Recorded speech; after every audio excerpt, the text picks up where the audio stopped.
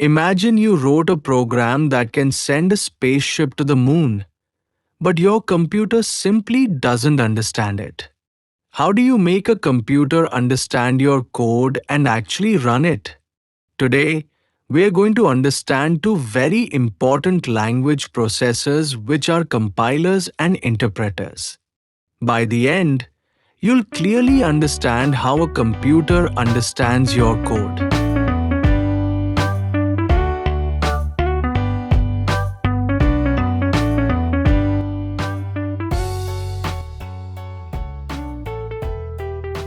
When we write code, we use high-level programming languages like JavaScript or Python. But computers don't understand these languages. They only understand machine code, which is the low-level set of instructions made of zeros and ones. Before your code can run, it must be translated into machine code. That's where language processors come in. A language processor is a piece of software that translates code written in a high-level language into machine code. The two most common types are compilers and interpreters. A compiler takes your entire code and translates it all at once into machine code. Once the translation is complete, it generates a separate file. This file contains the machine code and can be executed anytime.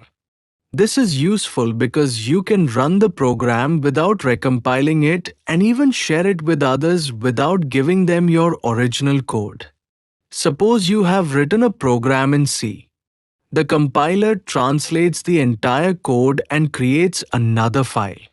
You can copy this file to another computer and run it the next day, without needing the original code. Another important point to keep in mind is the error handling. When the compiler translates the code, it goes through the entire file. All the bugs and errors are reported in one go. Once we fix them, we can again run the code for the compiler to translate it. Again, it will go through the entire code and highlight all the issues it can find. This process continues till all bugs are resolved, when finally the code is translated and the new file is generated. An interpreter works differently. It reads your code line by line, translates it, and executes it immediately. Because of this, it does not generate any separate file, and the execution is generally slower. If there is an error in your code, the interpreter stops right at that line, shows the error, and waits for you to fix it. Once you fix it and run the program again, it starts from the beginning.